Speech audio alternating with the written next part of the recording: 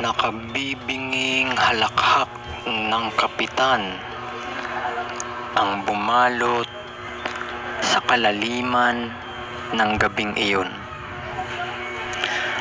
Halos mag-apoy sa galit si Victor sa kanyang mga nasaksihan.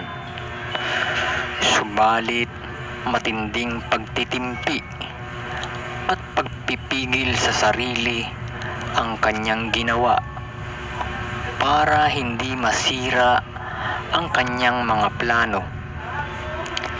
Itinaas ng kapitan ang ulo ng lalaking kanyang ginilitan. Wala na ito sa katawan nito. Nagtulong-tulong naman ang karamihan sa mga nandoon na alisan ng alambre ang kamay at paa ng lalaki. At nang makalagnan nila ang alambre, ay binuhat nila ang walang buhay na katawan nito sa malapad na tabla na nakalatag sa sahig, at doon ay sinimulan na nila ang pagkakatay. Ang eksenang napapanood ni Victor ay tulad halimbawang eksena ng pagkakatay ng baboy. Pinutol ang mga kamay at paa at saka isininod ang pagbiyak sa tiyan nito. Dinukot ang mga lamang loob at inilipat sa mga nakaabang na mga palanggana. Muli ay nagsalita ang kapitan. Iniutos nito na ilapit naman sa kanya ang babae. Halos magwala na ang babae sa lahat ng kanyang mga nasaksihan. Subalit, kahit anong gawing pagpupumiglas niya, ay wala ring silbi, sapagkat napakatibay at higpit ng alambreng nakatali sa kanyang mga kamay at paa. Walang tigil ang pagdaloy ng kanyang luha sa kanyang mga mata. Nagpipilit din siyang magsalita.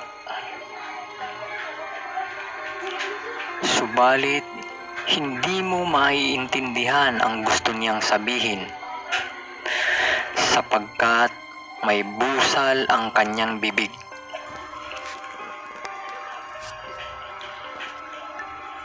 Kung atin siguro maririnig ang mga gusto nitong sabihin, ay maaaring salita ito ng pagmamakaawa para sa kanyang buhay.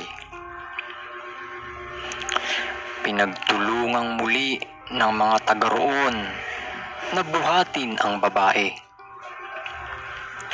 Pilit itong lumalaban at pumapalag upang hindi siya madala ng mga ito sa mahabang upuang iyon. Subalit, kahit anong kanyang gawin, ay wala pa ring silbi.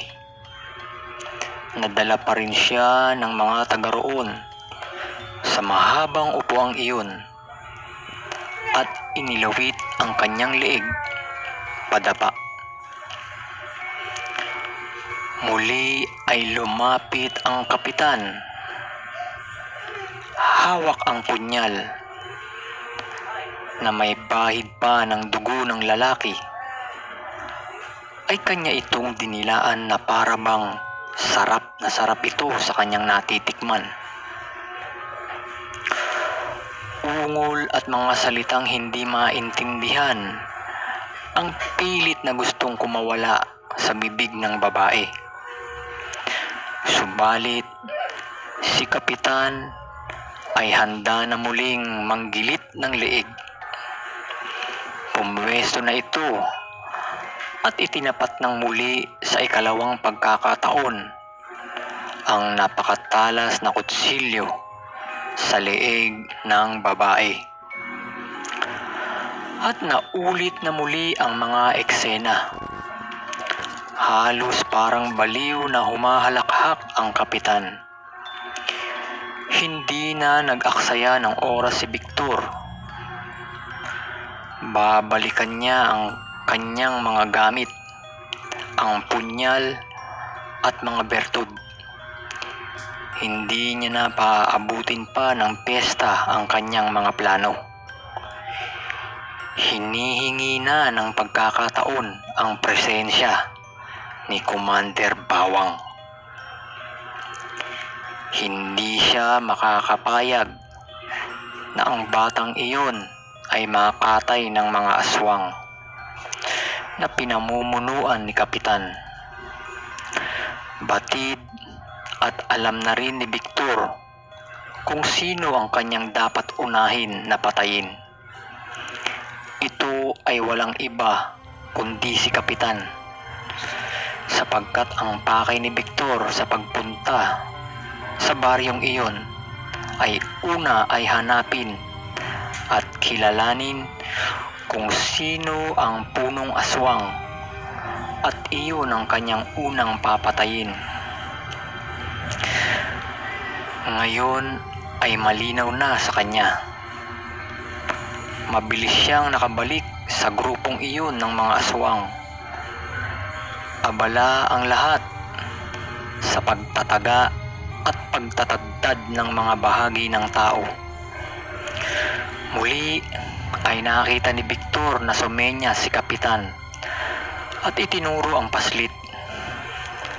Agad-agad ay binuhat ito ng dalawang lalaki at ikinalang sa upuan na nakadapa tulad sa dalawang nauna na. Panay ang iyak ng bata. Kita sa mga mata nito ang labis na takot nang papalapit na sa kanya ang Kapitan. Sa pagpwesto ni Kapitan upang gilitan ng leeg ang kawawang bata, abot tenga itong nakangisi. Bago pa niya ito malaslasan ng leeg, ay may bagay na tumusok sa kanyang dibdib. Bumaon ito ng todo. Matapos ay sa kanya namang leeg ay may lumaslas din. Sirit ang mapulang dugo ng Kapitan. Parang gripo. Kitang-kita ito mga naroroon. Subalit, takang-taka sila na hindi nila nakita ang gumawa noon sa Kapitan. Hawak ang kanyang leeg at dibdib. Pasuray-suray itong naglakad at pakatapos ay patay na bumagsak sa lupa. Hindi na nag-aksaya ng sandali si Victor. Mabilis niyang binudburan ng abo ng tabako ng kapreng berde ang bata. At mabilis niya itong inilayo sa mga nagkakagulong mga aswang. Hindi nila malaman kung sino ang may kagagawan. Lahat sila ay taranta sa kung papaano tutulungan ang kanilang Kapitan na isa ng malamig na bangkay. Lahat ay nagbago ng anyo para mabilis nilang hanapin sa kung sino man ang gumawa ng pagpatay sa kanilang pinunong aswang. Sa bahay naman ng Kapitan ay papaalis na si Victor. Nakakuha niya na ang iba pa niyang mga gamit. Pinuntahan niya rin ang batang kanyang itinago sa likod ng bahay.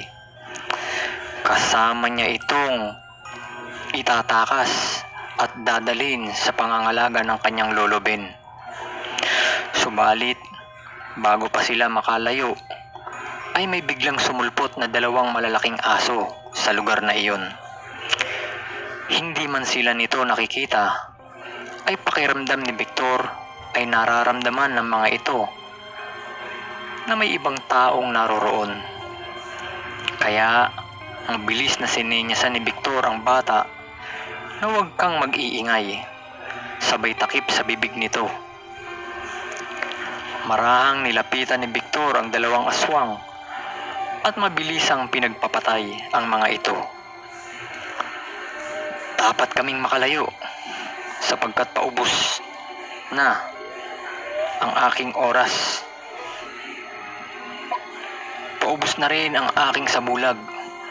Pag nangyari iyon, baka mapahamak ang bata sapagkat makikita na kami ng mga aswang. Ito ang tumatakbo sa isipan ni Victor ng mga sandaling iyon. Subalit, mahaba pa ang oras at malayo pa ang kanilang tatahakin para lang makarating sa bayan ni Lolo Ben. Sa kanilang bagtakas ay rinig nila ang mga pagaspas sa itaas ng mga puno, mga angil ng kung anong hayop. Tila yata may nakakakita na sa katawan dalawang aswang na kanyang pinatay.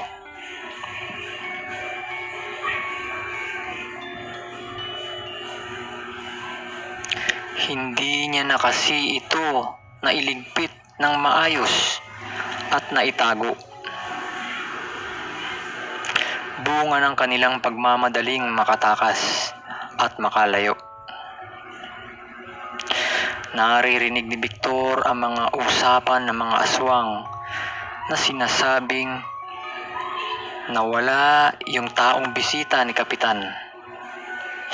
Maaaring iyon ang pumatay sa ating kapitan at sa dalawa pa. Hanapin ninyong maigi at pag nahanap ninyo ay inyong patayin. Utos pa nito. Nang mga sandaling iyon ay unti-unti nang nawawala ang bisa ng kapangyarihan ng abo ng berdeng kapre, ang tagabulag. At maya-maya pa ay narinig na nga ni Victor na mayroon nang nakakita sa kanila. Ito ang grupo ng kanang kamay ni Kapitan. Subalit, bago pa sila nakalapit kina Victor at sa bata, ay naitago na ito ni Victor sa kumpol ng mga dayami. At mabilis silang hinarap ni Victor. Hinawakan na ni Victor ang kanyang kwintas na yari sa ginto na hugis bawang. Ganon din ang bertud ng kalabaw at ng buhok ng tikbalang. 7 laban sa 1. 7 mga aswang ang mabilis na pumalibot kay Victor. Nanlilisik ang mga mata at mga naglalaway. Makikita sa mga anyo ng mga ito ang panggigigil at matinding galit. Rinig iyon ni Victor dahil sa mga angil na ginagawa ng mga iyon. Nang hawakan ni Victor ang kanyang kwintas na bawang, ay nagsimula siyang magkaroon ng katulad parang kanyang mga kakambal ang mga ito. Mula ulo hanggang paa, wala silang pinagkaiba.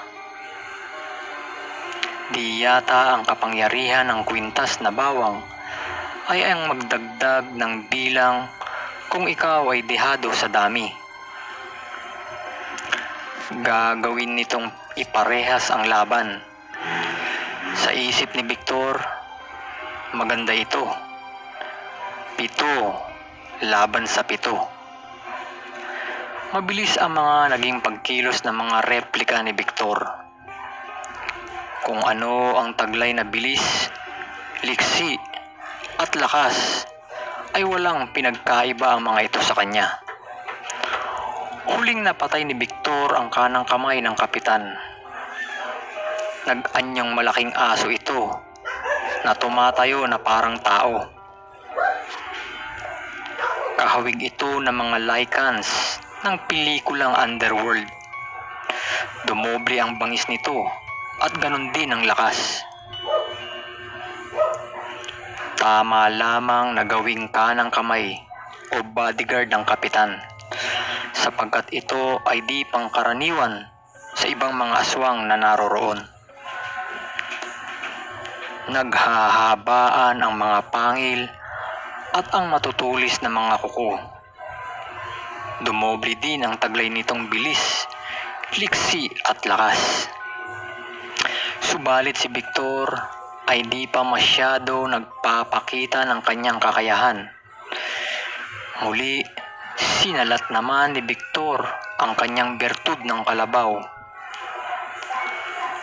At ito ay nagkulay dilaw, tanda ng pagbibigay ng lakas nito kay Victor.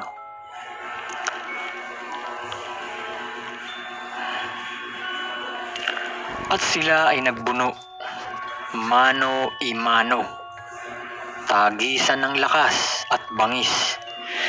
Subalit, mas matindi ang nasa loob ni Victor, ang pagnanais na makapaghiganti sa mga aswang, ang kanyang mabigat na motibasyon. Hindi ang tulad ng aswang na ito lang ang maaaring pumigil sa kanya, o kahit sino pang kampo ng kadiliman.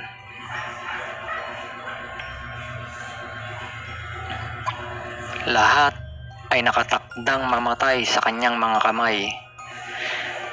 Sa muling pagsugod ng aswang kay Victor, ay mabilis nitong naiwasan ni Victor. Dahilan upang magkaroon naman si Victor ng pagkakataon para maitarak ang kanyang tansong punyal sa dibdib nito. Kumbaga sa isang boxing match, na-counter ni Victor ang kalaban. Dilat ang mga mata nitong bumagsak sa lupa at wala ng buhay. Naramdaman ni Victor na tila yata wala siyang pagkahapo o pagkapagod na nararamdaman. Tila ba laging bago ang kanyang taglay na lakas at walang pagkaubos. Hinanap ni Victor ang bata at mabilis itong kinarga at sila ay nagpatuloy sa pagtakas. Noong sila ay nakalalayo na, ay nagtanong si Victor sa bata kung ito ba ay taga saang bayan. Hindi naman ito masagot ng bata, kaya iniba ni Victor ang kanyang pagtatanong. Kilala mo ba yung mga kasama mong nakatali? Yung lalaki at babae? Umiiyak ito pagkarinig sa tanong ni Victor, at nang medyo kumalma na ang paslit, ay nagsabi ito ng papa at mama niya ang mga iyon. Aktong dudukutin siya ng mga ito sa kanilang bakuran habang siya ay naglalaro. Subalit dumating ang kanyang ina at nakipag-agawan ito sa mga aswang, na noong mga pahanahong iyon ay nasaan yung mga tao pa lamang. Nagsisigaw ang kanyang ina at humihingi ng tulong, at di kalaunan ay nagising ang kanyang ama na nahihimbing sa kanilang kwarto. Agad itong lumabas, dala ang kanyang itak. Susugurin na sana ng kanyang tatay ang mga aswang nang bigla itong napatigil. Nakita kasi nito na ang kanyang asawa at anak ay hawak na ng mga aswang na iyon, at nakatutok ang mga kutsilyo sa kanilang mga leeg. Ipinababa ng mga aswang ang kanyang itak at binantaan na kung hindi ibababa ay gigilitan ng mga ito ng leeg ang mag-ina. Sa takot ay binitiwan nito ang hawak na itak at mabilis naman itong iginapos ng iba pang aswang. Umiyak ng muli ang bata nang kanyang maaalala ang sinapit ng kanyang ama at ina. At sa wakas ay nakarating na rin sila Victor sa bayan ni Lolo Ben. Tulog ang paslit at ito ay karga ni Victor.